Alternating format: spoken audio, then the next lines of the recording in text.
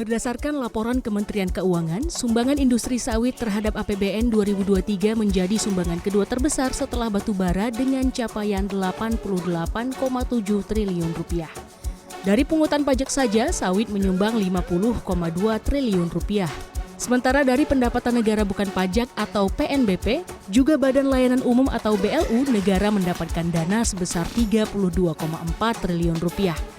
Angka ini didapat dari hasil produksi sawit yang mencapai 729 triliun rupiah di sepanjang 2023. Bertempat di Kabupaten Belitung Timur, perwakilan Kemenkyu menyatakan bahwa hal ini merupakan imbas dari kebijakan pemerintah yang sebelumnya memberikan insentif perpajakan bagi industri sawit di 2023. Secara APBN, kita berhasil mengumpulkan pungutan ekspor sebesar 32,4 triliun yang itu pungutan ekspor nantinya juga akan ada feedback kepada pelaku industri di lapangan yang tentunya nanti dari BPDPKS bisa menyampaikan hal tersebut.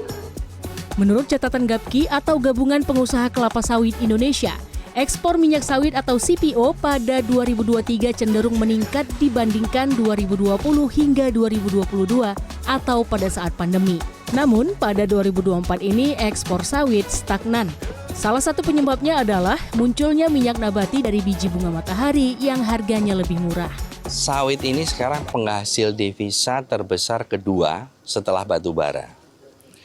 Dan perlu diketahui pada waktu terjadi COVID di tahun 2020-2021, pada saat puncak-puncaknya COVID 2022, justru sawit menghasilkan devisa yang sangat besar.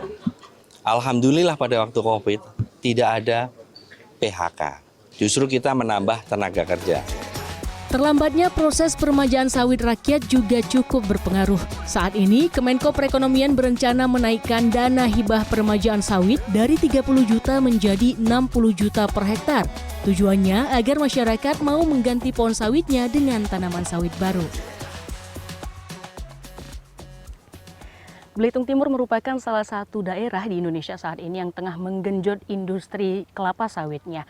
Nah, dari total 2.506 km persegi luas Pulau Belitung, sebanyak 25% luas lahan di Belitung ini digunakan sebagai perkebunan sawit dan di mana porsi untuk perkebunan sawit ini terbanyak itu didapatkan oleh perusahaan swasta dan ini merupakan 9 kali lebih luas dibandingkan dengan perkebunan sawit yang diolah oleh rakyat.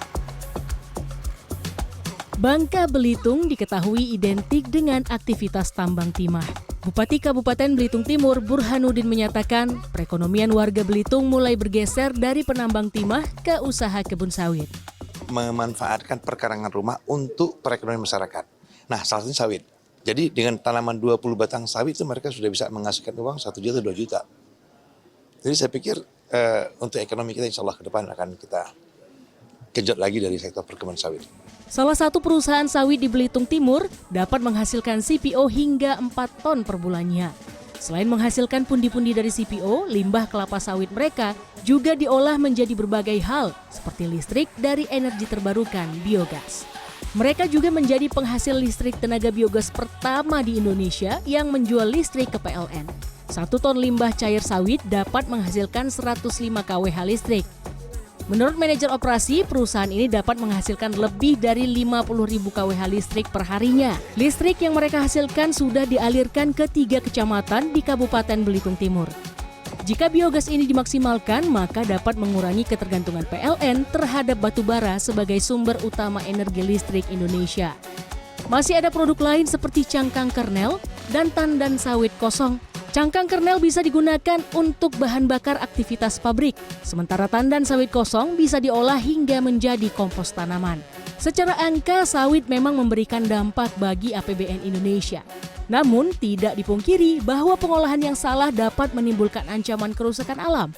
Alangkah bijaknya jika pemerintah tidak hanya fokus pada hilirisasi dan keuntungan industri sawit, tapi juga menggalakkan kewajiban bagi setiap perusahaan secara mandiri mengolah limbah sawit menjadi produk bermanfaat yang dapat digunakan kembali sebagai bentuk tanggung jawab mereka kepada alam.